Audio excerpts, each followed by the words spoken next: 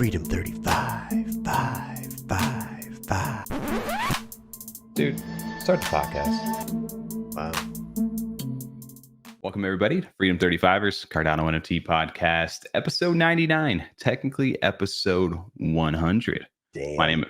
My name is Tommy. I go by TLWMY. My name is TJ. I go by Lazy T. And Where's Tom? Where's Tom? Where is he? Where is he, that guy? He missed one day ago, and now he's late tonight. Where is this guy? Has he got a personal life going on or something? Dude, well, TJ, you really almost just threw me off there because we almost just did a first take cut, but we're gonna keep it rolling. You totally fucking Kevin Harted me like Don Cheadle right there, where you just hit me with episode 100. Like, damn. I did. Fucking powered through that right there in the back. But no, dude, what is up? Yeah, Tom, I don't know where that guy is. Maybe he'll pop up a little bit later. Maybe we'll just replace him tonight. I don't know. We'll see what the night takes us. But yeah, dude, another week, another podcast. Technically, for the OGs, we're at number 100 right now. Okay, so congrats to the OG sticking around 100 times with us. Yeah, you guys made it here, man. You hit triple digits. Who knows where the show's going to go after this? We may just pull it. 100 episodes to be done. This is the last one, or maybe next week. The official 100, yeah. Yeah, you got to put that little 100 stamp on it. So you guys got us for one more week, hopefully. Yeah. But yeah, jumping right into it though, man. We kind of did a little bit of a pivot Monday night, a little bit of a live stream recap as usual. We pivoted to some DeFi stuff, man. I loved it, honestly. It just went back to we've said it before. It went back to our roots of how we got started. And this is literally how we got started with DeFi on multiple chains back in the day. So this was fun to kind of really dive into and talk about most of the episode. I think really, I don't think we talked much NFTs that night. A few we did, I think. Yeah, I mean, we mixed it in, right? Like the NFTs was brought us to the podcast, but really crypto is what got us started. And the Freedom 35er group chat, all that was really started what was that, 2017? Freedom 35ers became a thing. Yep. Absolutely, yeah. And here we are now, about to go into 2024, man. And we're still here, still talking about it, and kind of going back to our roots. But it also feels like the right kind of place to settle too, because not only, I mean, yeah, they're Cardano native tokens, aka CNTs over here, as like people like to call them. They are the hype thing inside the space, but it's also part of like what got us excited too was the opportunity, right? Outside of just your regular 9 to 5s, there's an opportunity here to make some money, and outside of that, you learn because regardless of where the economy, where money is going, this will be part of our future. Yep. And it was our penny stocks, and still kind of is. Honestly, there's still a lot of tokens and coins out there that we can kind of get in, and that they'll see a nice return later on the road. It's just finding that one and doing the research to find it, to see which one you want to put, where you want to put your money, honestly, and to learn as much as you can. 100%. I feel like that's one thing we've been able to benefit from on this podcast is actually just getting a chance to learn. I feel way more confident now when I explain stuff to people, or just even basic stuff and navigating, right? How to create a wallet, how to send transactions, like how to move money back and forth between different blockchains. Those were all things that it took me a while to learn, but now I can confidently explain that and teach that to others and family and stuff like that. So that's a huge benefit of doing this. Well, I think it's not that hard. It was learn. It was just scary, right? Because it was new. Like, all right, where am I sending my money to now? Like, what exchange is this? Is it going to come back? When is it going to come back? How long is this going to take? All those things are just uncharted territories that people have to kind of go through when they first get into crypto, especially. Yeah, dude, it's definitely a learning curve. But hopefully, if you guys like education, I think tonight may be the night for you guys on the stream. We may not have a Tom right now, but we got something even better. Somebody who's going to lead us into this DeFi and maybe just overall marketplace discussion. Let's welcome on amazing community member over here. Let's bring in Viva. You should have that on the soundboard. I almost had it. I was going to swap it. What up, man? How's it going, guys? How are you? I'm excited to be on the show finally. I've watched you guys for a while, and I've always respected anyone that can have like a string of, you're coming up on 100 shows and still stick to your roots, always remain ethical and have fun with it, and never become, I'm sure we could all list 5 or 6 YouTube channels that just blew themselves up and took advantage of the community. But I love the content that you guys put out, and I'm honored to be here. Yeah, we appreciate that, man. Yeah, appreciate it, and also appreciate the attention to detail. You got you got the backwards cap and everything ready for tonight. Usually Tom leaves that out, so you're fitting right in over here on the channel. I need to get a beard like that though. That's a good beard. Dude, I'm not gonna lie, I'm jealous of the beard. The beard's strong with you, man. Do you have oil? Yeah. Do you have oil for that thing? I do. I usually only use it in the winter, and then I don't really do much else. It just kind of just happens. You're lucky, man. Dude, that you can rock in the Hawaiian shirt too, which is an iconic trait from what I've seen over on some of the NFTs that you hold, and maybe some of the upcoming projects that we'll get a chance to talk a little bit later inside the show. But yeah, man, welcome on. We appreciate your time, and obviously you're a huge community member. You've been here for a while as well. But for people who may not know you, I can give you a quick little intro of who you are, and maybe a little bit why you got into Cardano. Absolutely. So for those that don't know, I am VivaLaCoin on Twitter, VivaLaCoin BTC. I've been around in the crypto realm well before I made VivaLaCoin. I'm going into my third cycle here, so I'm almost around like 8 years in the crypto space. So it's been a fair amount of time. And after lurking around in the background and really getting my bearings and understanding what was going on within the crypto space, because my background, I have my MBA and focused on business. I work in payroll and compliance, but it really hit me like a ton of bricks that the entire system is essentially built upon fraud. And once you come to that realization and you learn more and more about how these corporations and the monetary system works, you almost have this existential crisis. Because you're trapped within a system that you understand now, but you have no control over, but you're still subjected to the negative impacts and outcomes. And in learning about what I believe is the only value proposition of cryptocurrency and decentralization, Bitcoin was my first introduction into the space, still my largest holding. But then Cardano, mirroring the same principles of decentralization, being a more viable thing to use on a day-to-day basis, even before smart contracts and a lot of the protocols, just kind of thinking, where's this going to evolve into? Like, what is the aim? That was always my focus, to make this more of my economic center or hub within the crypto space. And I made VivaLaCoin in the start of 2021. After going through the start of the pandemic, which already was crazy enough, and I'm watching this next cycle kick off. I fully exited traditional markets for the most part around that same month in the start of 2021. And I saw a lot of predatory YouTubers starting to come up, like the early surge of BitBoy crypto starting to get a lot of following. And I'm just seeing misdirection and exploitative 1000x projections and all these engagement view counters running up based on speculative price predictions. And it almost dawned on me as like a responsibility. I have to make an account and try and educate people about this space. And I still, to this day, even though I work here and I spend my day here, like, I've never asked anyone to pay me. I've never, even the projects I work with, I never even asked to work for them. They approached me and I respect them and saw what they wanted to accomplish, and it resonated with me. But I don't expect anything from this space. I came here to try and contribute from an educational standpoint. And it just so happened to coincide with the inception of the CNFT space. So it was like almost timing wise, VivaLaCoin became both an educational channel in a sense for traditional finance, monetary policy, decentralized concepts, news, but then also this new business model, which is what I saw NFTs as, and how can we navigate this and find value within a speculative market while not overextending ourselves and finding patience and structuring these things out. So that's really been my aim here. And I've taken on, I don't even know how many different roles. Like, I have a space that I run in Tag Team Crypto, and that's macro monetary policy market space Tuesday nights.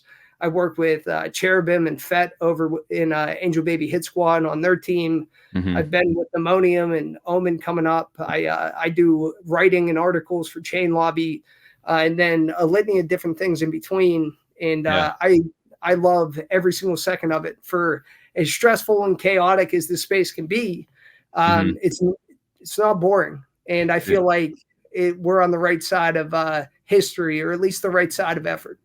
Just even how you described your background, you could just tell just by what you were saying that you're very passionate about the community. And that's, you know, you love to see that, and especially in this space, as someone who's as passionate as you are and not looking for anything in return. You just want to educate, kind of help people move along and to move forward in their own personal life is what they have going on with crypto. So I love that. That's great. And I think that also like resonates with people too, right? Like there's a lot of people that are out there just for the clicks, the likes, and all those things over on Twitter, man. You've grown a pretty close to 10K following over here. And I feel like when I look at your account, or at least the way that you portray yourself, you're definitely more like, that's who he is. That's just the type of person he is. And I think you're authentic. And I think people really, at the end of the day, they like, you know, they resonate with that themselves. And I think that's why everybody, I mean, as far as I've seen and heard throughout the space, man, everybody loves you. And on top of that, you're involved with so many different projects, awesome OG projects too, which we'll get a chance to talk about later in the show. But yeah, really cool background over there. And part of the reason too why we wanted to bring you in, because we've been really dialed into NFTs for the last 2 years here. And maybe we get blinders on every now and then. Like, it's fun, there's hype, you know, we're degens, but sometimes it's like you got to step back and be like, hey, you know, this is kind of like a reset for us, where we're like, wow, ADA all of a sudden just jumped up, so it's almost, you know, 70 cents. Where's my ADA? And you're looking at your pool PM, and you're looking at your wallet, and we're like, man, these NFTs don't look as cool. They don't look as good as I once was, man. The irresponsibility sometimes of it, maybe the degen, or sometimes just like you get sidetracked by different hype inside the space. So it's good to, like, you know, dial it back a little bit. Like, why are you here? And what else is going around in the world, you know, that of crypto that really can get people either really excited or really on the other end of that, where it's not fun. But yeah, I just wanted to shout that out to you, man. It's really awesome to have you on. And tonight we wanted to go ahead and kind of we've been going through the degen kind of sector of DeFi, where we've been seeing all these coins, you know, obviously with Cardano going to where it's gone, right? We're sitting here, which I was talking to TJ about backstage right before here. We're at the beginning of this month, which doesn't feel like we're what, 2 weeks into December right now. We were at 40 cents 2 weeks ago. Not even 2 weeks ago. And a little over a week, and now we're jumped up to almost 70 cents. And I think this has got, man, I feel like a lot of people are crawling out of the woodwork too. You saw talk about the YouTubers and all the different people, man. There's people I haven't seen talking about Cardano over on my timeline so much right now. And what's the next price? Should I get into this? Influencers from other chains are coming over here. What has been your reaction? Are you surprised to see us where the price of ADA where it is right now, or just the overall crypto market in general at this stage of the cycle? So where ADA is at right now, with how far a lot of the other alts ran, I feel like Solana could probably be a good example. They were like the first large L1 to start this little mini cycle off. I'm not surprised that we're playing catch up, and Cardano tends to be one of those laggers that catches like the last like chain on the roller coaster ride up. And I'm okay with that. But then again, in looking at traditional finance, we are in the middle of a massive speculative tech bubble that was fueled kind of by two different things. You had a massive divergence in the banking sector in tech. So when the banks began to collapse earlier this year, you saw the banking sector fall off a cliff. And if I have deposits in a bank, especially if I have a lot of money in, let's say, Silicon Valley Bank, and I'm big into tech, is it safer for me to roll that into another bank or another regional? Or should I put it into a company like Apple, where they have more cash on hand than almost any regional bank in the country, just as a company? So you saw a massive inflow of funds leave banks, some of it finding its way into equity markets that were already trending up a little bit at the time. And then on top of that, you have this narrative around AI. So the same way that you had a massive speculative run up in 2000 with the internet, which was justified maybe over a decade, but not within just a singular year. You couple that with everyone trying to recoup what was absolutely horrific 2022 in both risk on and risk off assets in traditional markets. We're staring down the barrel of a very tumultuous 2024. is a lot of the traditional monetary policy and the tightening has most people feeling incredibly squeezed at the moment. And if you were to just walk down the street and tap people on the shoulder and take a survey, hey, how great have things been getting towards the end of this year? You're probably not going to get a ton of responses that it feels like we're in the start of a secular bull cycle. A lot of people are incredibly strained, incredibly inundated with debt. And whether or not crypto is going to be one of the safe haven assets, or if it's going to be treated by some of these conglomerates like BlackRock as a speculative tech stock, is they're trying to find lower entries and clear the spot ETF. That's going to be the big hanging question for our sector specifically. But I think there's a lot of headwind to come prior to the halving. So just for people to have that reality check, so they're not maxing out their credit cards and loading up at this stage. So yeah, I mean, that's a lot to like take in. And I feel like we've talked about it quite a bit over, at least on our show, where we feel like, I don't know if this, are we about to get tricked here? It always feels like it's too good to be true right now. Because it feels like you feel that press, at least on this side of it. But like you said, on the real world side of when reality right now, you're not a lot of like, I would agree with you that I think most people probably are not like, hey, things are getting a lot better right now. If anything, it's still tight. It might be a little bit even worse going into next year, though. We think that with the crypto mindset, we're 4 months out, roughly maybe 130 something days away from the halving. So 132. Yeah. So it's coming up here soon. But like you said, we got an election year next year.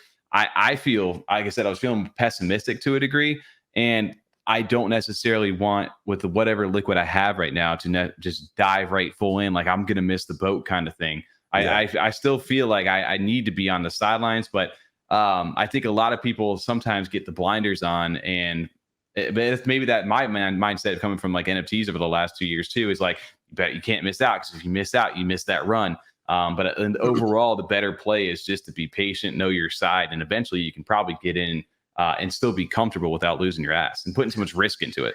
I was talking to a buddy today just about that exact thing you're saying there, is that I really feel like there's going to be more entryways or points that you can kind of invest in. So don't just FOMO into something now, like you're saying. Really do your research on something first before you want to invest any amount of money in there, because there really will be more opportunities. I'd say the same too, in my opinion, that you can kind of get in and still make a profit on. Yeah. I mean, Vivo, your outlook too. Like, I mean, obviously you're talking in the traditional world. Like when it comes to like just investing in general with you, are you heavily into like the crypto side of things outside of traditional financial investments? And what's your, strategies for maybe people who are looking to get in, dollar cost average? Do you have certain time? Like what's your kind of like mindset when you're approaching this? So I can give, to consolidate it, because I could walk through every preemptive thought process from the start of the pandemic till now. But I sent to the Freedom 35ers Twitter DMs a tweet that I put up from October. And if you want to share that, it kind of encapsulates what I'm about to talk about. Okay. So around markets, I can be incredibly bearish from a macro standpoint, but still recognize short-term opportunities as they arise. And as we were coming into this particular year, what I was looking at was the singular best risk to reward opportunity possible. And that was in Cardano native tokens. And that was from October. And I posted it and I told everyone in person at CNFT Con, as people are high-fiving each other and saying, this is, we just had the all-time high volume day in NFTs of like 4.3 million ADA. Ape Society is going to 50K. Space Buds are going to 10K. I told people the moment we land, our plane gets home, I'm going home and I'm starting to rotate, because when things are at all-time highs, the inclination is for everyone to run in, and the volume is always at its highest. The most new wallets are made, the most people buy at the top. That is just how that market psychology pulls people in. From my side, I'm looking at all these different DeFi, crypto native token infrastructure plays that I've been researching, some all the way back to 2020, and waiting and waiting and waiting for the right entry. And it's not when they first launch, and it isn't when you're trying to FOMO into like liquidity events and their ISPOs. It's after that hype and everyone's focused elsewhere and the volume is incredibly low and the prices are on the absolute bottom of the floor. That's when I want in. I only look for lows and things. If they're up high, I don't care. So for me, I already have my entire NFT portfolio that I'm still holding and I'm looking at it. We get back. I don't have to sell and liquidate all my NFTs. I can sell like a handful or two of the more valuable ones, some of which I have multiple of, so I still have exposure to the projects. And then I can whale up in every single one of these DeFi protocols for pennies on the dollar while no one else is talking about it. And then as people start to rush in, I already have a mental note or a written list and schedule, and I have spreadsheets made for any type of event that may come up around when I might be able to find better entries to things. And I'm going to send you another thing just to give you an example of what I look for when we're talking about DeFi and markets. And we'll get into like the actual value propositions and what I think is where people should be focusing. But I just sent that other one. And it was around probably one of the most talked about projects over the course of this year, in Iagon. Yep. Now, I've been focusing on them since like mid 2021, or at least invested in them since mid 2021, in researching them a little bit prior. But the greatest entry anyone was ever going to get was this. And it was at 0.0065 ADA per. So you could buy 150,000 Iagon for 1,000 ADA at that time. Damn. So and I'm very anti-alpha group. I'm very anti-token gated information. So I put this stuff out publicly, but no one is in the mindset to rotate because it just doesn't make sense. Why would you want to, catch a falling knife or get into something that's down when that is where the peak of opportunity is? So when I'm looking at the valuation of Cardano, even at the peak of the bear, we're looking at like a $9 billion blockchain. And people are going to tell me that these massive pieces of infrastructure that we're going to need to justify the valuation and function of the chain, like cloud computing and storage, lending and borrowing, compute, oracles, things like that, are at $1 million to $5 million market caps compared to $9 billion. And you're telling me Cardano is going to 5x and they're not going to outpace it, when all you would need is 1/650th of those 65 billion to 5x Cardano to roll into DeFi at a TVL of 0 in order to outpace it. The risk reward was so blatantly obvious, but it's about timing and being able to rationalize that plan in advance. Like telling people now, like, sure, there are positions you can get into. I still think Iagon's going to do incredible, and they're just getting started, and they have a ton of institutional use cases as well. But I would rather already be up 50x than try and jump in now and accumulate that position. Right. So it's about maximizing all of your timing in your rotation. Wow, I still have 99% of my NFTs. I didn't even have to panic and offload and sell things. Rotate 1% and maximize that timing. Well, then in traditional markets, I sat in money market funds all year. My 401k was in money market funds. And I put up a post October 17th that I was rotating into bonds, and I caught the bottom of that market. So it's like trying to find those absolute lows and then ride off of that and play the momentum to where if I wanted to sell 1 to 5% of Iagon or any of the other tokens that went 50 or 75x, then that 1% goes into any new listings, any new NFTs, and I'm not degrading my overall positions, but I can compound everything. So if NFTs are up, I'm hedging my bets. If crypto's up, I'm hedging my bets. If crypto's down, I'm hedging it in traditional markets. So they're all kind of leaning on one another. We were definitely talking about that a little bit prior to the show. I mean, no shade at this token. I love Snack token. I really do. I think it's really cool. I love the community. I think that's great. Tommy was like, "Oh, I think Snack might be a good place." I was like, "I don't know, man. Like, it's cool to do a 2 and 3x, but I'm looking for what you're saying. I want to find the 50x one. I want to put my money where it's going to really just take off.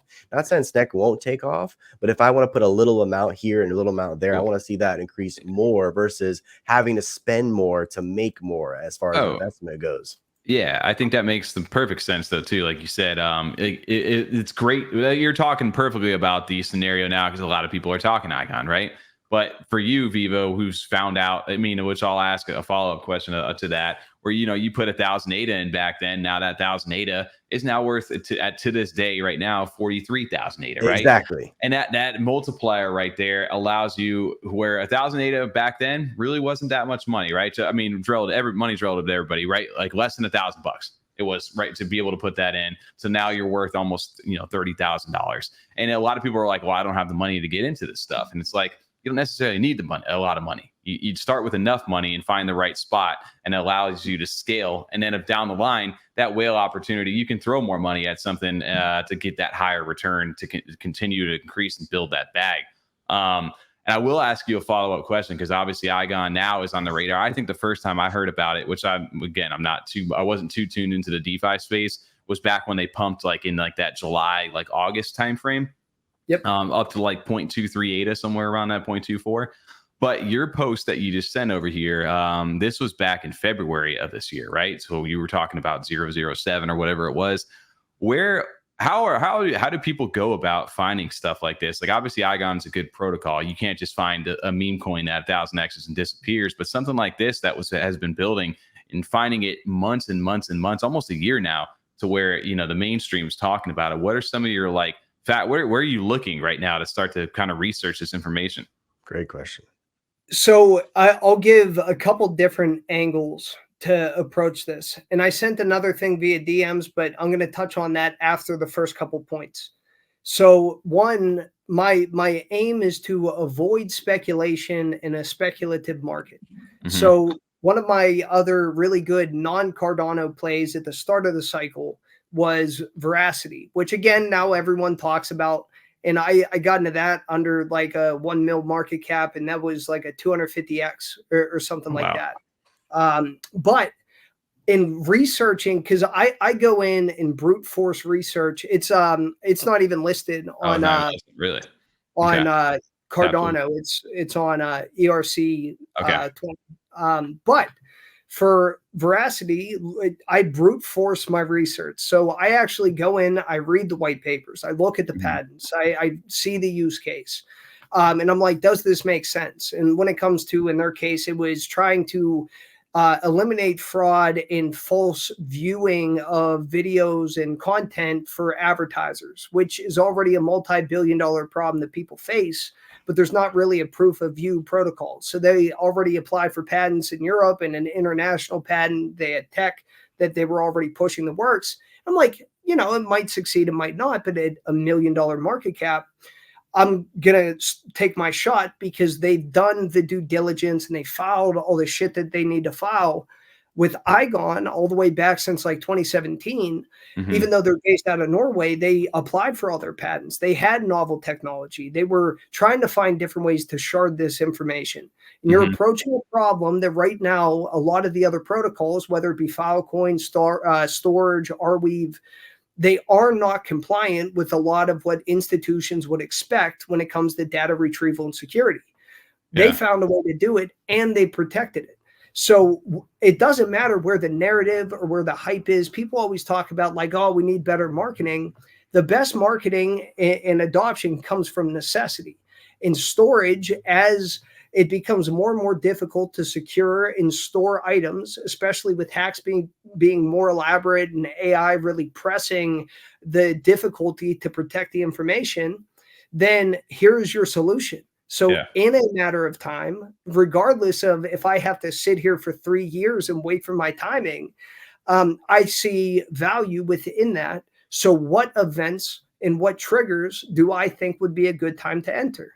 And I knew that initially being an ERC20 token, they were going to bridge to Cardano. And usually when there's a bridge, we saw one with like PBX back in July, and there's a massive dump, a massive spike, a massive dump. They're incredibly volatile.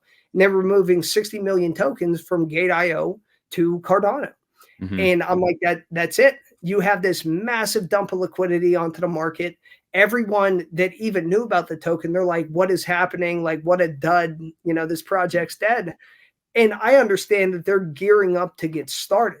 So it's about having the context to not only, oh, how does the technical analysis look? Because people will throw up technical analysis on Twitter on everything. And it's almost all bullshit. And I find very little value in it. And there's like a handful of people that are good at it, but for the most part, the people that know what they're talking about aren't going to share it for free, or you're never even going to know they exist. They're like the whales in the background that just move shit, and they're like, oh my God, who sold 1 million of this? So paying attention to the events and to the prep of the team is important.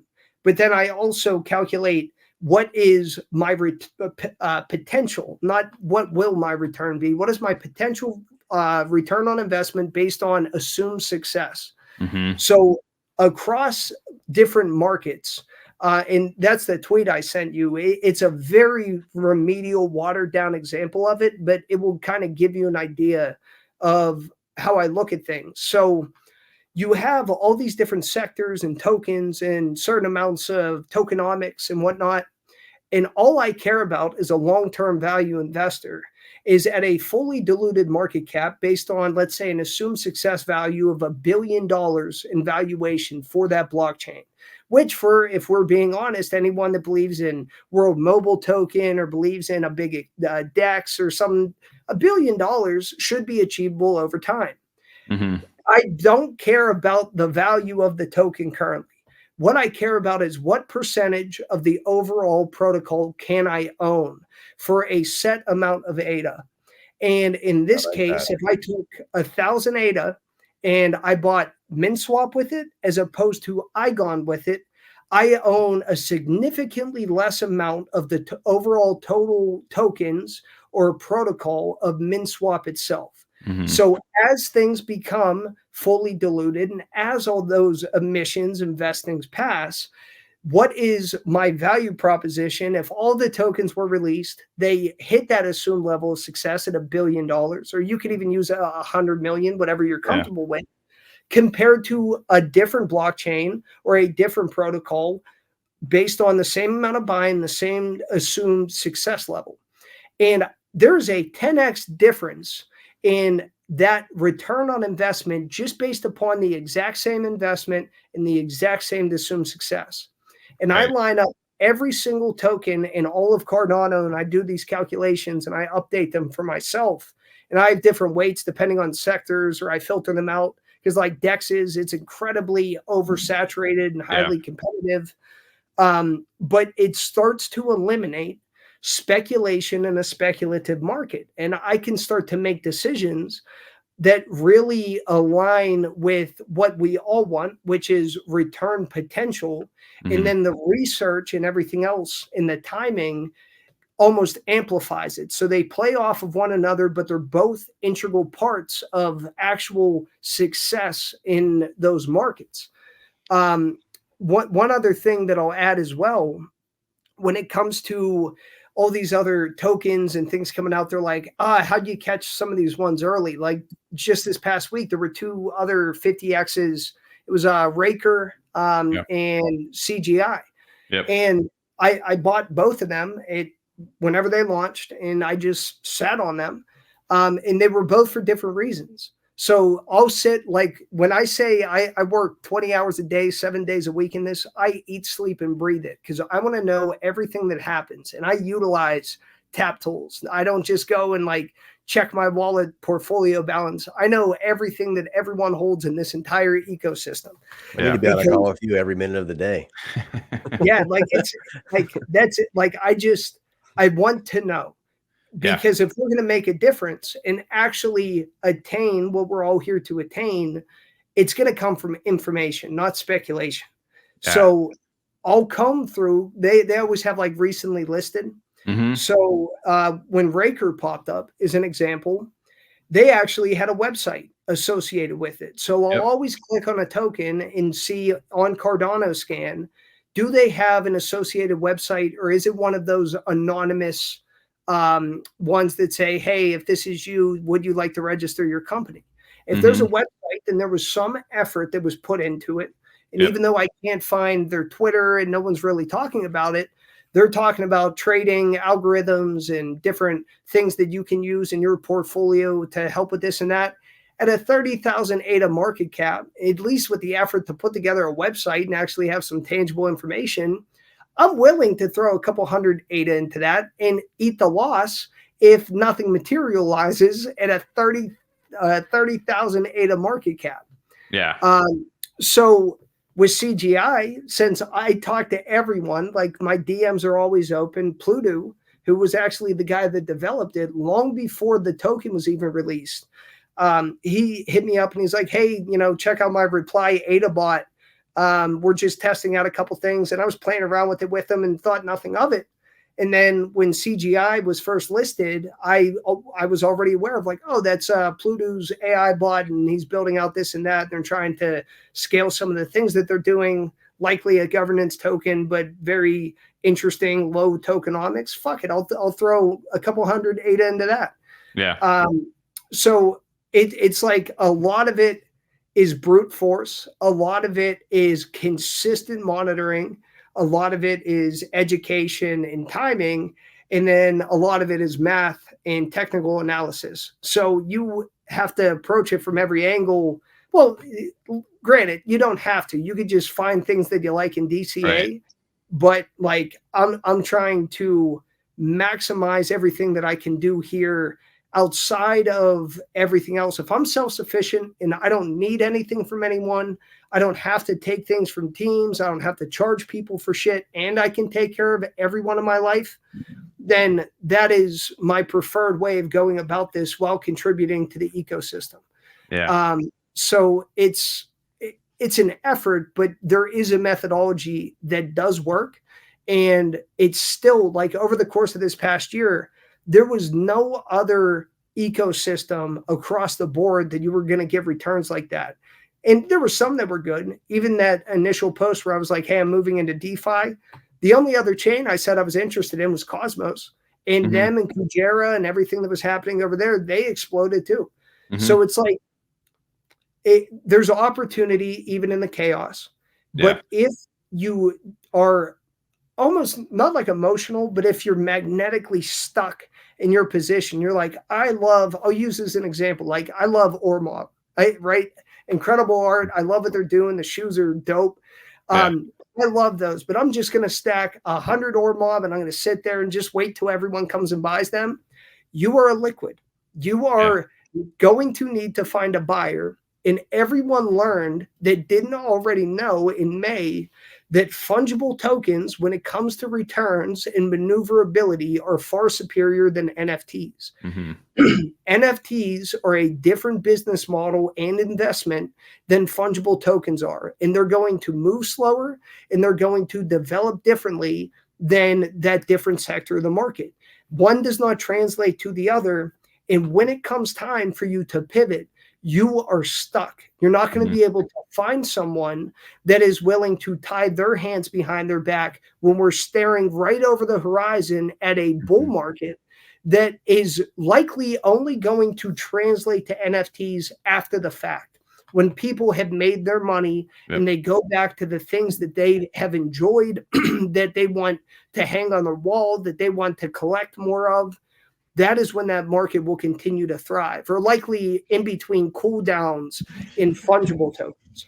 Let me just go off by saying I am so glad he came on the show today because everything you just said really did make complete sense. If you ever made a YouTube video or a YouTube channel, I would watch that shit because how you just literally broke everything down, how you research and look things up really made complete sense. Honestly, it really did. I think we're just gonna have to clip that and just say VivaLaCoin took over F-35. Here you go. Legit, man. Like that made complete sense. I appreciate that. Now, I think too, man, we deal with like I was saying, we had blinders on doing this for the last 2 years to a degree because it's like, oh yeah, there's crypto still. Like I forgot why I got back in this stuff because you get so drawn. Like we really enjoyed what we were doing, and like I said, creating a show and then getting to meet everybody inside these communities. It's like there's a meme out there of like, yo, you bought the top. It's like, at least I got the community, you know? And it's like, and that sucks. And like to a degree, if you're financially stable outside of that and it's just for fun, then that's a completely different outlook. But if you're looking to, you know, that money means something to you and you're looking to either amplify it or at least hold on to it with, you know, you want to make sure you're being responsible or at least tracking what you're doing. And I completely I'm a big spreadsheet guy too at the office. And I neglect that a lot. I started that way though, before I got going. But I love that how you got things organized by different sectors and things like that. So that market cap and the percentage you want to invest in. I love that idea. Well, like it visually makes you think like, hey, SNEC is a cool thing right now. And of course, everybody's talking about it, but the market cap is X right now versus this one down here that has a really good like core fundamentals to it. Yet, but nobody's talking about it. But I think, you know, if more stuff gets going online, maybe their stuff kicks on, they got a test net, whatever it is, maybe more people will get into it. And that's where that, you know, that 50X comes into play versus where SNEC may do a 2 or a 3X, but it's going to take a lot for them to get there. Well, even like, not just the market caps, but what percentage of the tokens can I buy for an exact amount across the board? Yeah. Because when I'm looking at that spreadsheet, it is blatantly obvious that some of the ones that people really like World Mobile Token, I'm a big fan of it. Everyone's like, why is it selling off? Because the return potential on that based on its market cap and the percentage of tokens that you can own and the return you get as it is fully diluted is completely out of, you know, contention with a lot of the other returns that you can get. Now, I still can own it and have exposure to it. I'd prefer to make a lot more and then whale up in that with a single percent from the other positions. Like there has to be some give and take as far as what you find valuable and then how you also navigate the market. And some people choose to, I'm going to go in, I'm going to flip every project and I'm going to day trade. Yeah. And they can do that. And I can day trade sufficiently well, but I hate it. I would rather make 10 good decisions a year than make 1,000 good decisions. The risk of making a mistake greatly increases the more times you make decisions. You're spending more in fees, even nominally a little bit, the more times you're moving your money. It's not beneficial to constantly be shifting and chasing stuff. So like having that conviction in those things and then finding the right positions at the right time and then executing on that timeline will trump any alpha group. It will trump any shill hyperbole that you're going to hear from people like, oh, like this is the way the markets work. It isn't. And one last thing I wanted to add just around like the base level of like CNTs. I got into this debate with everyone over the course of especially the last 6 months, because to be honest, people didn't care until the summer. Everyone said the moment ADA would start rising in price, all of Cardano native tokens were going to nuke, right? And I told them that is not the case because the TVL is 0. You need to understand that as the infrastructure is built up from infancy, will it be a little volatile? Absolutely. Is it going back to 0? No, because everyone now understands the value within this infrastructure. So they're not going to sell it off to 0 because then I'm just going to buy it all. So it's going to hit its level and stay. So I'm now looking at over the course of 2023, I'm up X hundreds of percent in increase in ADA, and I'm up 100 some percent in the price of ADA. So it doubles what was already the 50Xs in USD value. So it amplifies. So like, I want to kind of put that narrative to rest, because it's been proven time and time again that that is not the case. The only time you'd probably ever see that would be in the large caps, which is why you saw AGIX. People are like, oh, what's the problem with AGIX? Why is it selling off? Because it's overvalued. And the amount that you can purchase is not beneficial for you as a return on investment. Why is World Mobile Token selling off? Because of the same thing. Like, why is ViFi selling off? Because it is overvalued for the percentage of tokens that you can purchase, regardless of the overall vesting schedule. Yeah. There's always a reason to explain the movements within the market. But yeah, that narrative too hasn't made any sense to me. And I think we can finally now, as a community, realize that, oh, parking everything in ADA and sitting there because someone told you all of these other protocols are going to nuke comparatively if it moves is false. Yeah. Dude, well, fuck, man, you just took a lot in right there. I'm going to have to crack a fucking beer right now to that one. Jeez. And I think you just blew Tom's mind backstage right now. He's over there. He came in a little bit late today. Had some family stuff going on. But Tom, I see you back there doing that hair. That hair is looking nice. It's feathered and lethal. You got VivaLaCoin with the beard, but Tom's got the hair over here. Tom, let me know. Give me a little thumbs up. We're bringing you in 3, 2. What up, man? I didn't know you could see the backstage. That's kind of wild. I've never seen it. Good thing you weren't doing something else back there, man. That's true. Yeah, that's a good point. Welcome on to the show, man. I don't know what you caught over here, but Viva's been blowing our mind. How we're stupid NFT traders over here for the last 2 years. Well, no, I mean, that's it's a good mention to say, because I think especially within our space, we see a lot of new people at least get in. It's a lot of people in the beginning see things like the big ones that'll get carried by news stories like Bitcoin and Ethereum. And they'll go, oh, Ethereum is worth this much. Did you know how much it was 10 years ago? What if this that I just bought is the next one?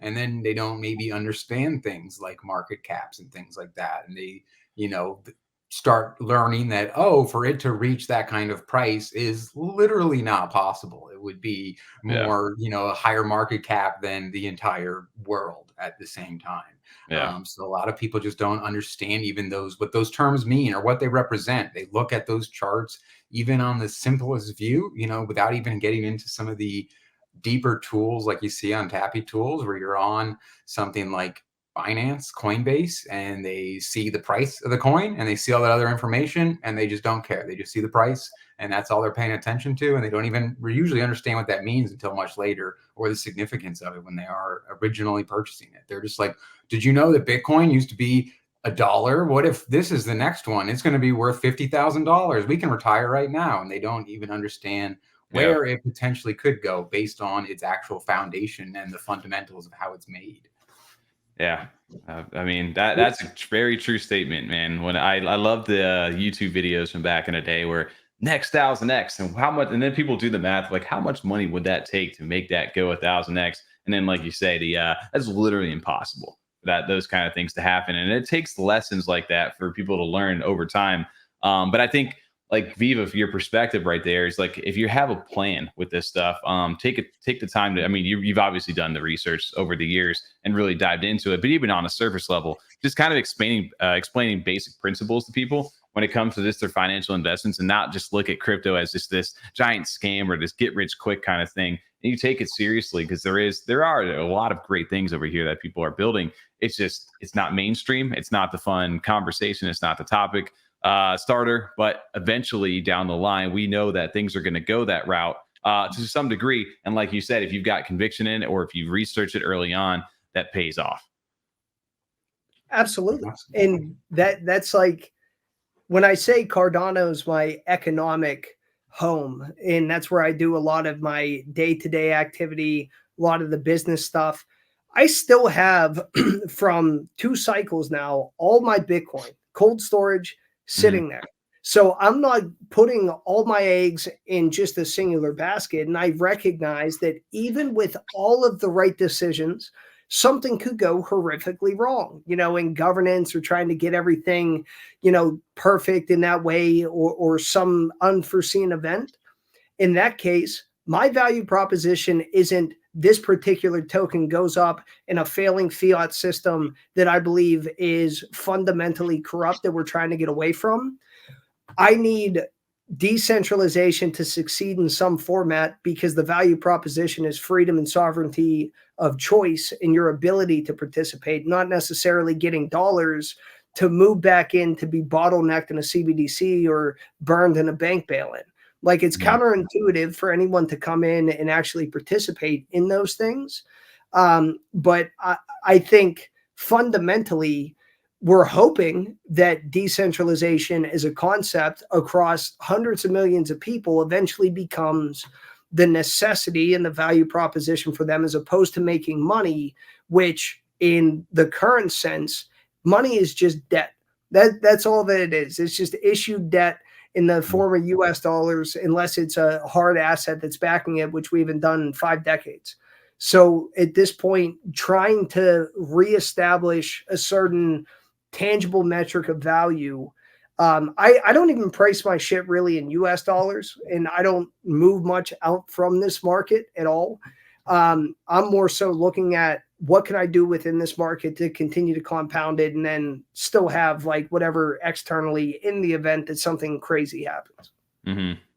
Yeah, I think that's, like you said, goes back to having a plan, and I agree with that too.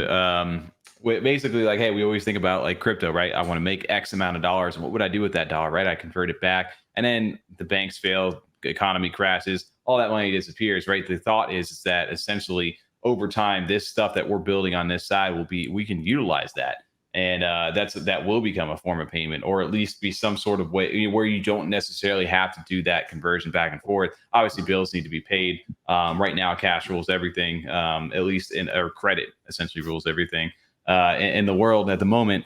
But eventually, as time, we're seeing it's definitely that we're on the cusp of that shift, and this is something that in our lifetime will probably be one of the biggest things that happens. Changing our financial landscape, Well, I know you mentioned earlier that you work in payroll, so hopefully in the future people will have the choice to choose out which token to get paid weekly or bi-weekly from. I think that'll be a great option, if that will be a feasible thing to happen.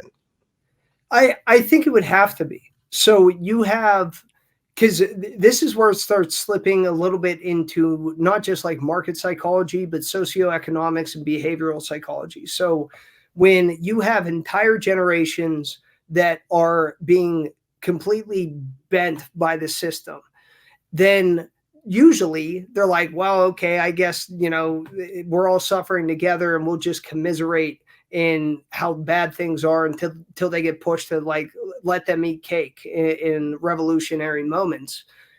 In the day and age that we're in, with the internet and communication collectively all over the world, we've all become incredibly aware of how skewed the system is, and how self-serving and corrupt the policies that come out, the double standards, the hypocrisy, the predatory behavior, including the regulatory bodies that are supposed to protect us. And that includes, working alongside organizations like the IRS that systematically target the most poor counties in the US and audit them 6 times more than the wealthiest. Like, those types of things, as we become aware of them, we are less and less willing to accept than the rule of law, when we understand that it is corrupt and or borderline criminal by their definitions. And I'm apolitical. I think all politics is bullshit, and everyone on that front is on the same team. Big business, politics, governmental entities, to a certain extent, they're all kind of playing for the same team at this point. But I believe some of the things that we saw in 2020 and 2021, whether it be the White House insurrection, people rioting in the street and fighting over shit, everyone is starting to get incredibly angry. And they're focusing that anger on their neighbor, on opposing political parties, on all these different things. But as shit gets difficult, they're like, something is messed up and someone has to help. And no matter if you put someone from the left in or from the right in, it's never going to change the problem, because it is a fundamentally broken system. So if things continue to get worse, if I work 80 hours, over the course of 2 weeks for a paycheck, and I can't pay my rent, or I default on my credit cards and my student loans, and I have everything repossessed, then I have zero incentive to participate functionally in society. And you start to press some of the things that we're seeing recently, a massive increase in theft in most major brick and mortar retail stores, the lack of payments at almost all-time high delinquencies across multiple different lending and borrowing institutions in traditional finance, across auto delinquencies, credit card delinquencies, total debt that people bring on. People are just less willing to accept it and are nihilistic enough and don't believe in the system, or like originally it's okay, church and state, and we press the church out and we're like, okay, we can think for ourselves and protect ourselves and live for ourselves. Now this is the separation of state and money. So now we can take the things that we work for and afford to live based upon that effort. And people will fight for that at a certain point. If they unplug that and rip it out of the wall and say, go back and work for nothing and deal with it, I don't think we're to that point where it will be digested. In nations that will allow it, like El Salvador, who adopted Bitcoin as legal tender, various countries like Portugal or Dubai, in areas of the world, different cities, there's no crypto tax or incentivization to invest in innovation, eliminating capital gains, or trying to say, hey, if they're screwing us too, you want to opt out of the system? Our nation wants to opt out of this system. The US dollar, we can't raise our debt limit.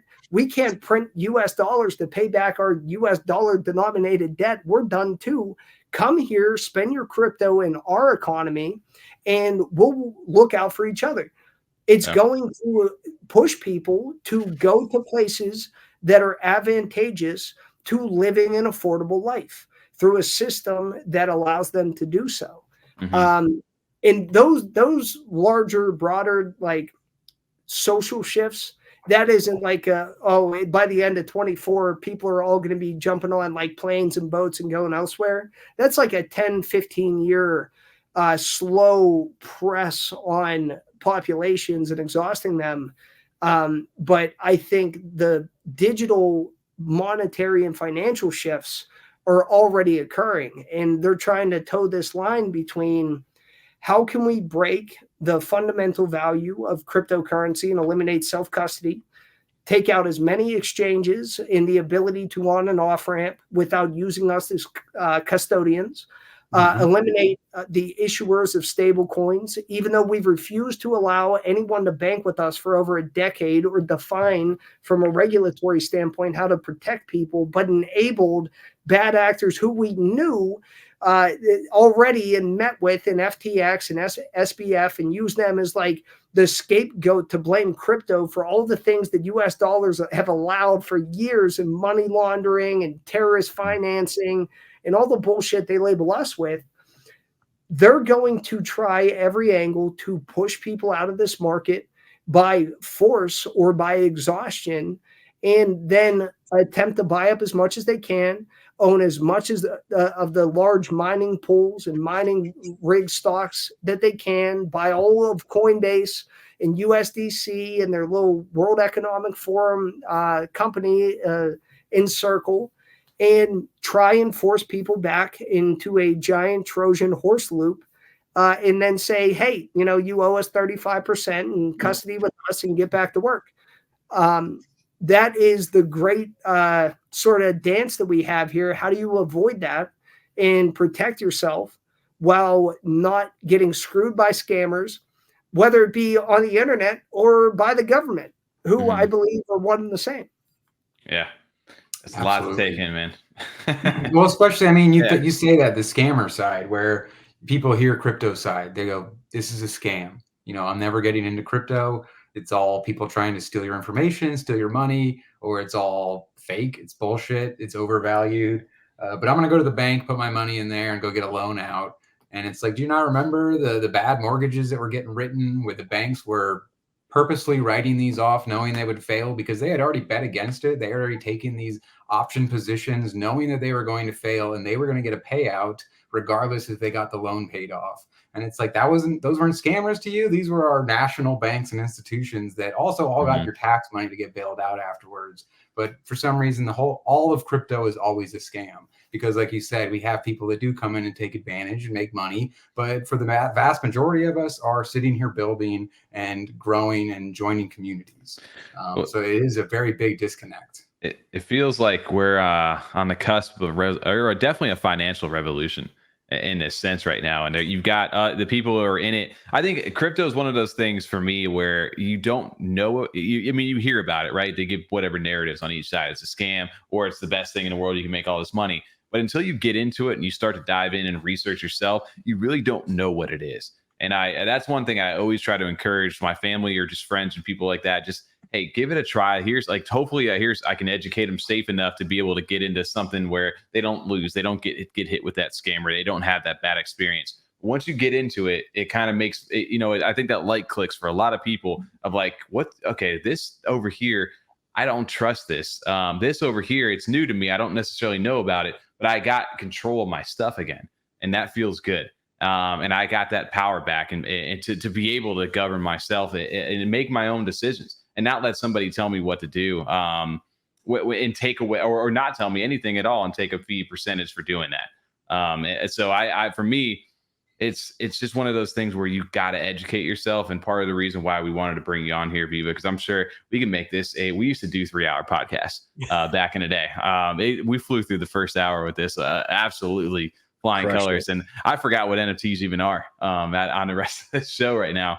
But I do want to get to a pivot on that point. And Tom, I'm sure you can go back and forth with this too. But no, I think that's an amazing kind of transition for people to kind of understand and hear of like the side that we are on right now. Currently, there's a reason for the change. There's a reason cryptocurrency is here because the old system isn't working. And one last thought on that, then I'm all for the pivot. I chose the name when I was coming up with like, okay, I need to make an educational channel because more and more people are coming in and we need some type of understanding that isn't just price predictions and shilling and garbage. I didn't choose VivaLaCoin at a random, whim. I understood and recognized this well before even that whole cycle prior. This is a revolution, and VivaLaCoin kind of signifies exactly what this is. No matter how people want to be, we're degenerates. No, we're not. We are a part of a digital revolution. And if the government and the banks recognize that, and all the people that founded this market sector and cryptocurrency understand that, then you're caught in the middle. And you're going to have to recognize it and act accordingly and respect the amount of weight that comes with your decisions and the amount of time that you have to make them, or you're going to get caught on the wrong side of the fence and not have a decision to make at all.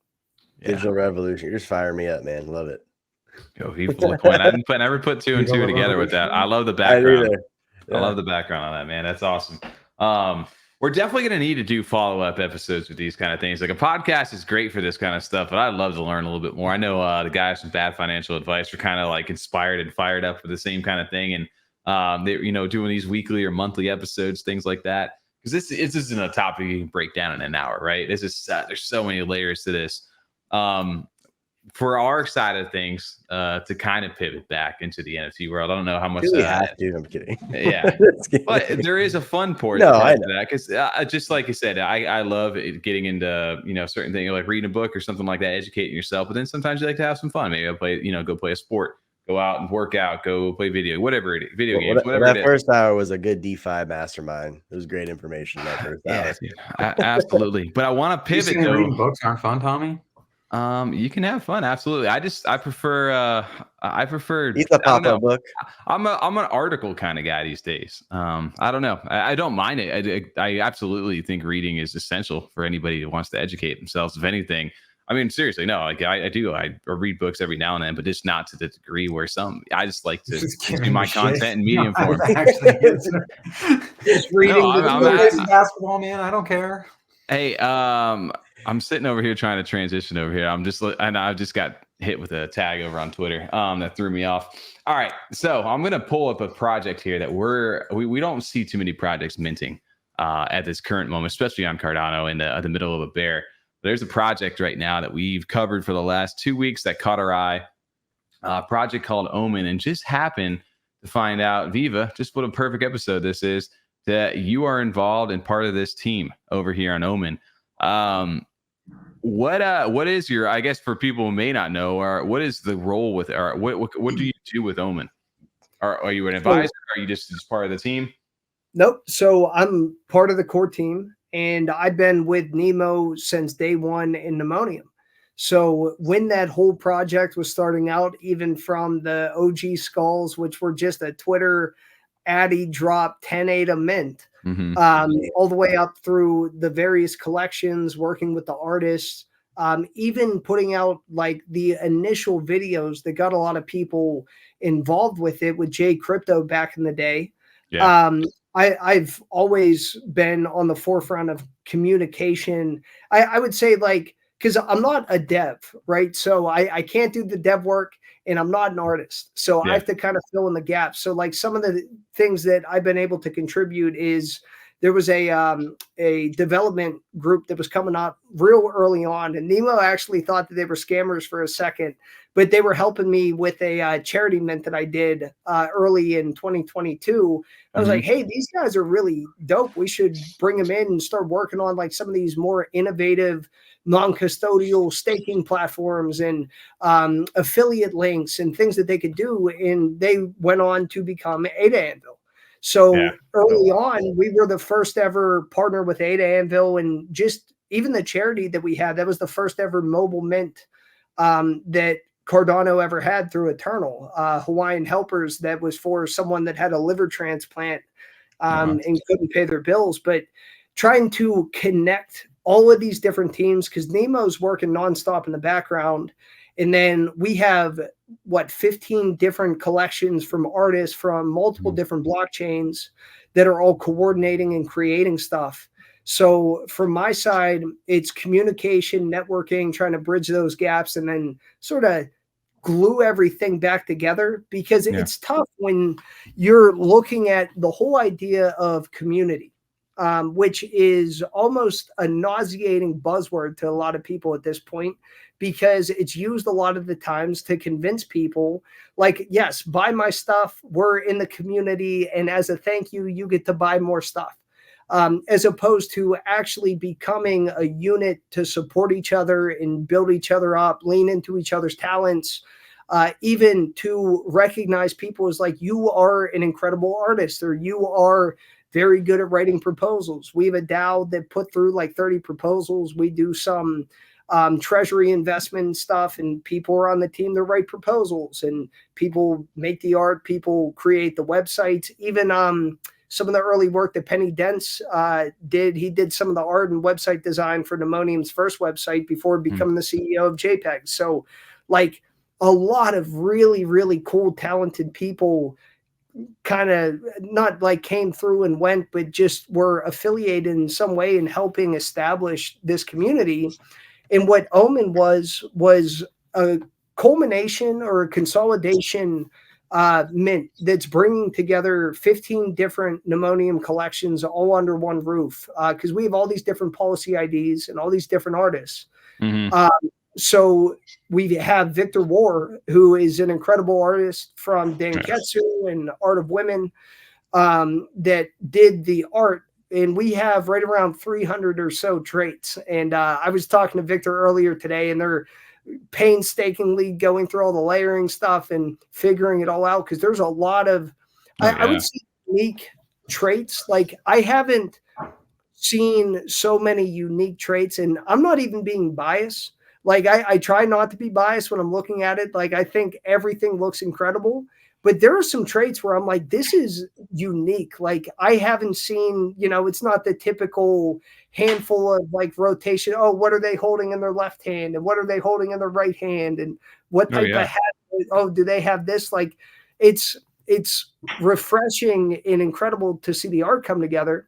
But then almost as a thank you to the people that have held the pneumonium collections and also the Art of Women collections, for the mint, it's 150 ADA. But if you burn one of the cleared pneumonium collections, it's 69 ADA. And for 2 of them, the Fauna collection and the OGs, it's even a further discount, and it bumps up the rarity of what you could potentially get. And then for Art of Women, if you burn one of 3 of Victor's collections over there, it's a 58 a mint. Nice. And then I saw you guys mentioned today, there is a paper hand taxation reward system that's being put in place. So during the mint, what we're doing is there's an 80% royalty as it's being minted out. So 20% minted out, 80% royalty, and then it diminishes all the way to 100% minted out. But all of those royalties that are taken are then redistributed to the people that are still holding the project. So it's a way to continue to give back to the people that are just participating, and they're not treating it like a casino. And it seems weird at times for people to believe that there's a collective out there that actually appreciates art and wants to support each other and isn't just here to like run the gambit and disappear. But over the course of the last 2 years, that's all we've been doing. Yeah. And I think that this was a really cool idea, of course, from Nemo, who's just, I think if he had 48 hours in the day, he would be running the world by now. He is like the idea general, like visionary. There are very few people I've ever met. I'm like, okay, this person's like a savant. They can just get whatever they like want done. He just always has a different angle to approach things. So I'm really glad that people are, I didn't see like many people saying, oh, I can't believe that there's this tax. I would say, and there's no offense to anyone, don't fucking mint then. Because we've always had this philosophy. We don't need to sell everything to everyone. With Calvaria or for the Dow Mint or anything, we just after a while we're like, oh, okay, we're done. Just cut it. Like it's not like everyone needs to go mint and here are all these white lists and you got to like sprint in there and don't miss out. Like if you don't enjoy the art and you don't want to be there, then don't be there. And maybe it isn't for you, but there are people that hopefully appreciate it. You know, it's not a, I was talking with Tommy about this a little earlier too. It's not a brand new project. This whole team, you guys have been around for years now in this space. So people that are getting upset about this, it's like they're just trying to protect the community that's already involved there and that want to be holders and collect this art. So I don't get why people would be that upset about it if they really understand the dedication that this team has had to this space over the years. It's because you're trying to break the system, guys. You can't. We got a bunch of DJs who like to flip. They like to go to the casino. Well, just wait for it to sell out. You're breaking the system. They don't like that. You know what I'm saying? It's even just during the mint, though. Generally, that's a not opportune time to sell, and usually is when you see things. Especially, we've seen. I think some projects it's been detrimental to where people are trying to either get funds back because they want to mint more, if that's an opportunity, because they're not all minted out yet, or just for whatever reason didn't get the 1 of 1 and are just dumping it because they believe it'll tank more, to where people start panicking because they see people selling possibly below the mint price, and it can fuck up the entire flow of the project where they can't even get off the ground yet because a bunch of assholes just went, yeah, I'm going to sell it. I don't care. I'll take my 80% of my ADA back right now. And TJ and me have said this like, what are you guys doing? Like, why are you selling this for below your mint price? Like, just, what's the point of that? Like, it's stupid. You're just fucking yourself plus everyone else over by making the price lower, the floor price lower than even the mint price, because it throws everything out of whack. Then people start looking, well, I can actually buy one for cheaper than mint, so why would I mint? But I'm also not going to buy one because I don't want one now, and I'm not going to support it and think it's a failure in my eyes, even though they may have no idea what it is. That's all they've seen is just that there are floor prices lower than the mint price. That is just not always a great look. And it's like just a weird way to call yourself out. Like, what the fuck? I can't sell this while it's still in the process of minting. No, you can't. Like you said, then go to the next project then, man. If you want to do that, not for you. Easy. And that's where like people, I know that I'm sure if like in 2021, if someone said that, they'd be like, oh, this person said, fuck off and go somewhere else. I can't believe, like, no, but seriously, no. Well, there's a certain point where it's not beneficial to you to mint it if you don't want to be there. or if you don't like the art, or even if you want a flip, if you want the money, I would tell anyone NFTs are likely not the best place to look for that at this moment. And you have an entire DeFi market and these different things that you can participate in. If you're just looking to utilize that to generate funds, you can't then regurgitate that frustration onto the team because you didn't like the mint that you got, or you can't flip it because it's not a epic legendary. And then secondly, like, that isn't what this is about. So like, if that is what people are looking for, then, maybe that isn't for them. But in this case, it's not necessarily about the floor price. Like, obviously that stops like the selling a bit. But the important thing is, if people sell or if they're getting out of it, those funds then go to the people that minted and they're holding it. So it's just an additional way to give back to the people that are there for the right reason, that appreciate the art, that might want to hold it or authentically mint, instead of treating it like a scratch off ticket. Yeah. I'm going to love reading the chat though. The people who don't even read that, they go to sell it immediately afterwards. Like, what the hell? Where did 80% of my profit go? Where did 80% of the mint go? I will say, will you guys be at least on the website or something, like educating people enough to say, disclaimer, these taxes are in play here. Do not mint at your own risk, kind of thing. So at least somebody doesn't, who may miss the announcement or something along those lines, get into it and not absolutely just get handcuffed to the project, as if that wasn't the case, right? Just like a last minute warning. Yeah. And I'm sure not only on the website, but it's being put out like 2 weeks before. And like, I'm going on bad financial advice, so I'm going to reiterate it there. I'm putting out a couple threads over the course of the week leading up to it. It's going to be public.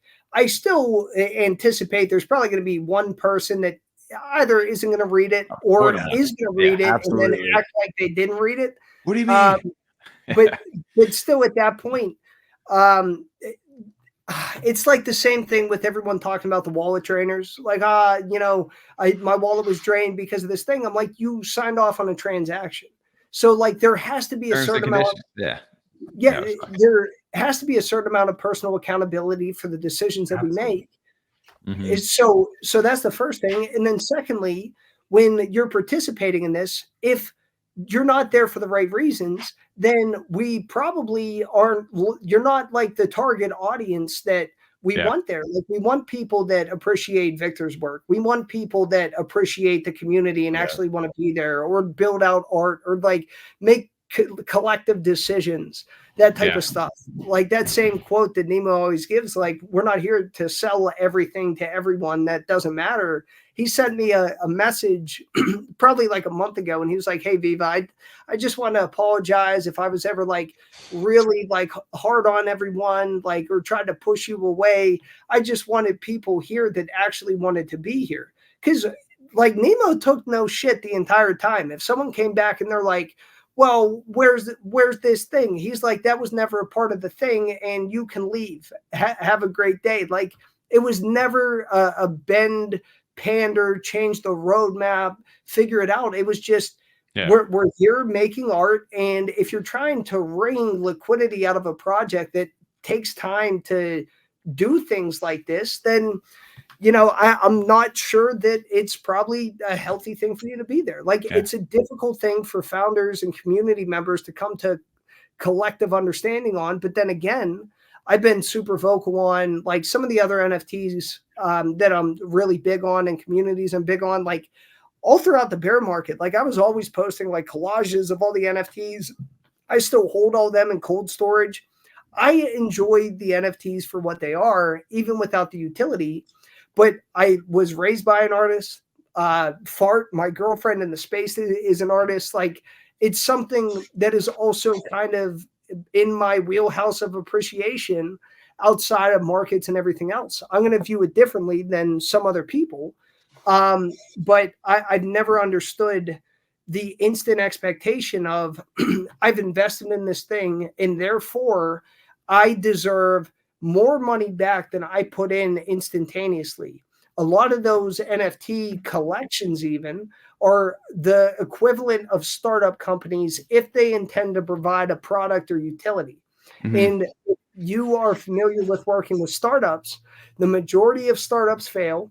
the turnaround time to bring them to profitability, even in traditional finance with traditional financing, is incredibly difficult and extended and takes a couple years. So the patience wasn't there. The expectations were skewed. And from our perspective, it's always just been art is timeless, build each other up. And throughout all the thick and thin of these false promises and garbage projects and scams that people put out and the lack of intention, there's going to be a point where people just want dope art and they want to feel like they're a part of something, and that people actually put attention and care and focus into the decisions that they make, into the art that they create, into the things that they want to do after that. And I told you, I think before it even went live, I'm actually blown away, because there were points. It's been a long 2 years. Yeah. And there were certain points where like it gets exhausting, especially when you fall into not like the background, but you're working every day and everyone's still creating things and you have your mints and all your ideas. And you see like a lot of derivative garbage just take off, or like certain ideas that you have not really pan out the way that you want, but you still thought like, hey, that was cool and I'm glad that we tried it. To finally have everything come together and click, and to have people be excited, and to be working with an artist like Victor, who not only I respect as a person, he's one of the nicest people I ever met, but to have people be excited for the art and looking forward to it after all this time, that is more rewarding than anything else that I've done in the space. Like those things mean more to myself, and I'm sure to Nemo, with all the conversations I've had with him, than any metric of success. Like the whole reason he made Pneumonium was after the majority of 2021, outside of like Space Buds and maybe Clay Nation and a handful of others, there was like 1,000 projects that just fell off a cliff. And he was just frustrated with it. And he's like, this ecosystem, if we're going to do this, deserves better. I want to know what it feels like to be an artist. When he made the OG 75, I want to make something for people. It'll be a 10 ADA Twitter mint, and I want to see who supports me or who wants something from me. I want to create for other people, like putting himself in the shoes of the experience. And is there a way that we could do this better than the very low expectations that not only projects are putting out, but people are willing to accept?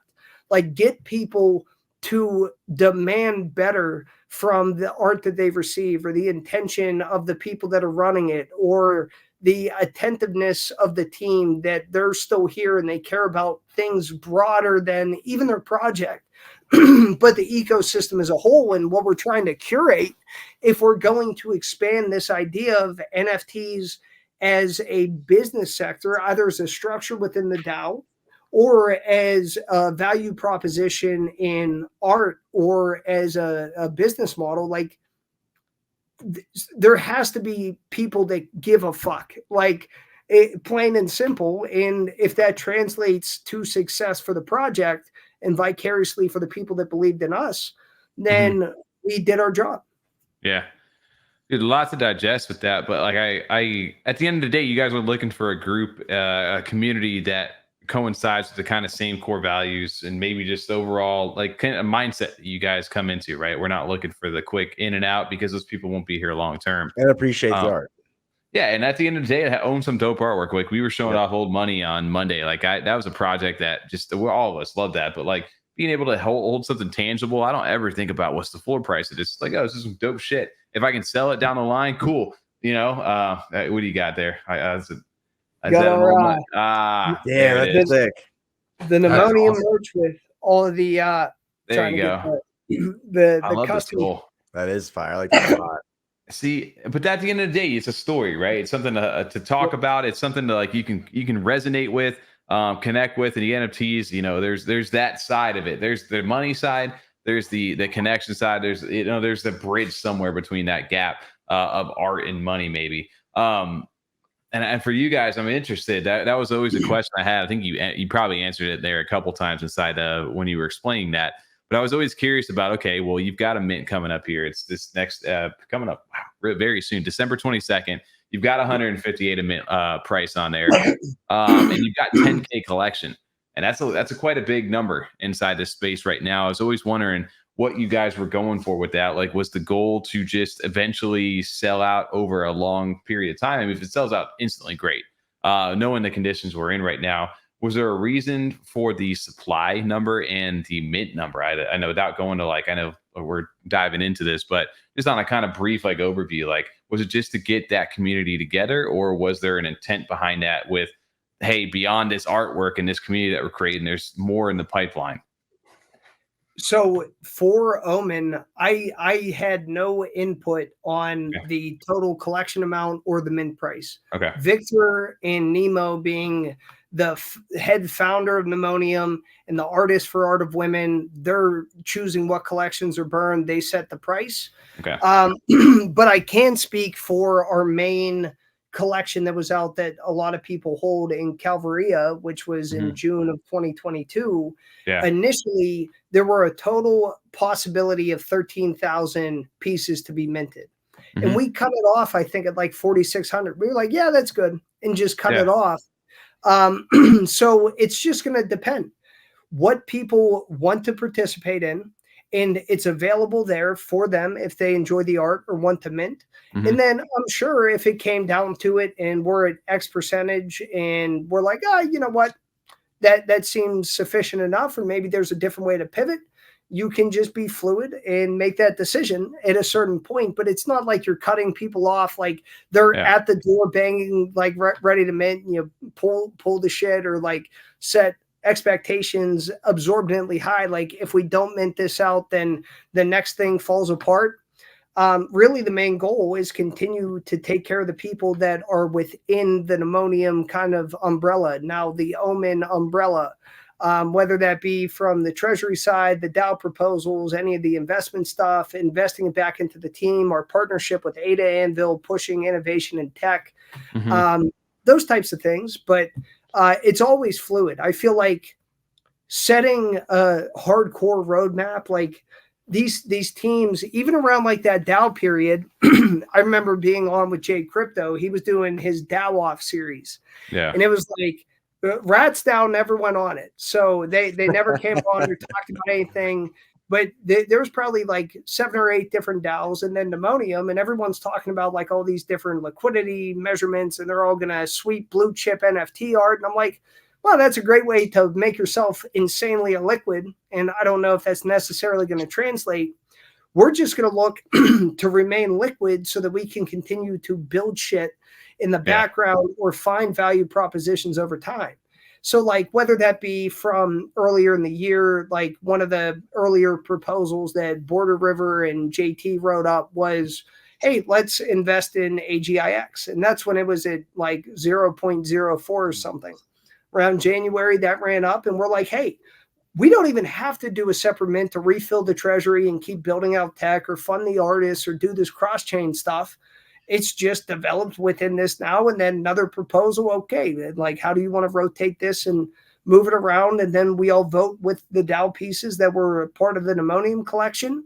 And there's always ways to refine that and decentralize it further. And I love Riley from Summon. I'd love to get some of their tools even more involved as they build out more of their DAO oriented tooling.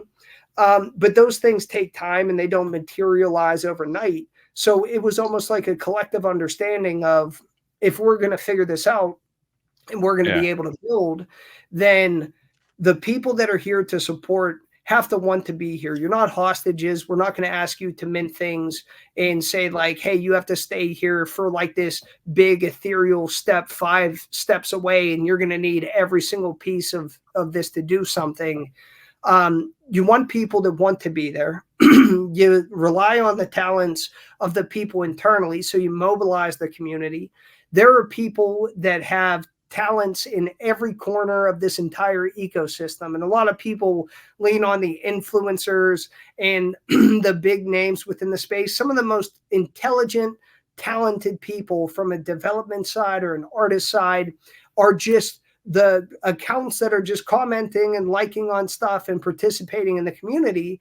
but no one's necessarily giving them a shot. So whether it be some of the artists that we've worked with, people that started their own Twitter spaces and kind of build out their brand around that whole thing, people stepping up to the plate, like even degenerates who I love the kid, Crypto Knight, when he was coming in and kind of built up his presence, he now runs the stake pool page because we have our own stake pool. And we finally bought ownership of that. We were sharing it for a period of time, but trying to get delegation back in there and produce blocks and get that infrastructure in place. So trying to fill out different roles that people can fill instead of just sitting there and saying, when next thing, what is next, when whatever, get them involved. And I've said, even beyond Pneumonium or Omen, the greatest ancillary benefit of NFTs over the course of the past year and a half, especially, had been they kept people in a market that otherwise would have left.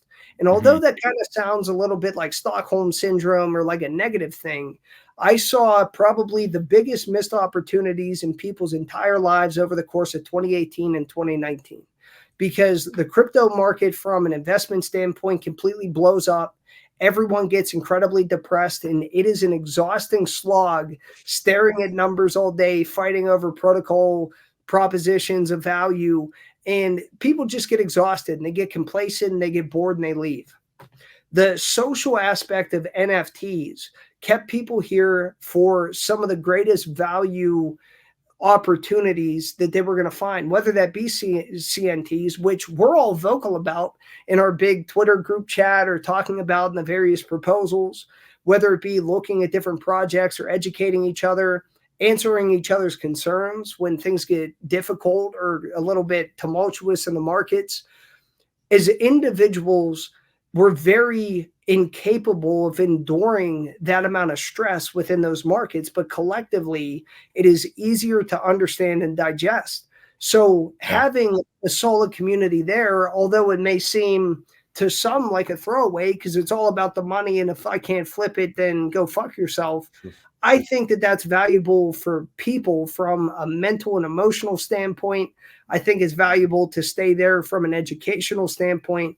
And ultimately, I think from a creation standpoint, we're fulfilling far beyond what was ever anticipated in a 10 ADA Addy drop that was just to experience what it was like to be an artist. It just became almost a mission of what can people do without pretending, hey, we're going to launch a AAA game, or we're going to, develop this groundbreaking protocol and do all these different things, and then just never put out the art, never develop things, and then put up some sad, sullen message about how we lost all of our funds in the collapse of FTX and we just have to step away because it became too much. I think that people are capable of so much more if they set accountability and expectation measurements for themselves, as opposed to force the community to speculate on what they should be. Yeah. I think you hit it perfectly, though. I think the basis of that, for when we gathering, we were trying to say is too, is like having a community first for all these projects is huge, because if you don't have that community to kind of back you in what you're doing and supporting you as an artist or a developer, they're always, like you said, looking for, well, what else is happening? Well, this is kind of what it is right now. I think Dirtbirds kind of did that really well with, they started off as a good art project, and then they ended up doing something more now. What's that? What I say? It's a derpy art project. But well, but I'm saying, then they went and did the mining and stuff. So then they started doing mining now with the Outpost, and later, and who would have thought? They probably never thought they were going to start doing that when they did the project. Not at all. They are now. Yeah, no, they had to adapt as things develop too. But that's also a good point you made as well, Viva, just saying that the accountability, because like you mentioned in the past, where people treat these a lot like scratch offs. And I think because they have that mentality, then they're able to just kind of let a lot of these people off the hook. Like, oh, well, what'd you expect? It's a cartoon chicken picture. No one gave a shit about it anyway. So when they rug pull and steal all their money, it's not a big deal because I never took it serious myself. I can't hold them accountable when I never thought it was a serious project to begin with. We should be treating them like serious projects, and that's how we've gotten. And it's a benefit of having done this for 2 years now. But we look at projects now that are coming out in 2023 that have come out this year, and looking forward ahead, and they almost have nothing, no information provided other than some flashy things and a lot of noise on Twitter, and people just still quite aren't there, even as us as a community, of saying like, we got to stop this bullshit. We can't just let them come in and steal our money and run off, because now we've heard these stories about these same bad actors, the same people doing this because they see a vulnerable community that doesn't seem to care. Or, you know, we're not looking for police. We don't want, you know, anyone to kind of watch over it all. We need to do that together collectively, and it just doesn't always happen. And it's great to see when that does happen, and when we do see these strong communities. Yeah, absolutely. Guys, I hate to be that person that's going to cut us off out of here, because we're going to be here for another 3 hours if we do this. Viva, man. I think we definitely need to get you back on this show over here, because there's a live stream. We got way too much to talk about. We had a topic tonight we're not even going to cover, just because we will follow up on Monday. I think it'd be a good time to do that. Shout out to Farmer Nash and Goombles over here. Sorry, Nash. I love you. Hey, he comes in on the live streams anyway, and he hits the banger comment for us, so we'll catch him on Monday. But yeah, to kind of, as we say over here, wrap it up on the back end. Man, we truly appreciate you jumping onto the show tonight. I feel like if anybody, this is probably way more educational than what you normally get out of us, if anything, from 100%. The financial perspective. And hopefully it changes your, maybe a little bit, or at least makes you think about the NFT side of stuff. That is great that we do this. If you're truly just a collector and enjoy the space, that's one avenue for you. If you guys are here for that financial kind of gain, maybe to position yourself differently, hopefully you guys took something away from this. Because there's a way to do both, and then there's a way to do it absolutely where you're just over leveraged in so many different positions where like I said, you feel stuck. And maybe you're feeling stuck currently in the market that we're in. And hopefully this kind of lightens you a little bit to say, okay, maybe I can free myself up with this, and there's better opportunities if money is my motivator, or if I'm truly a collector, then, hey, I have this stuff, I enjoy it, I'll ride through it. And then hopefully when all this stuff re-kicks back up, profits are made, then they'll make our way back to where we're at currently.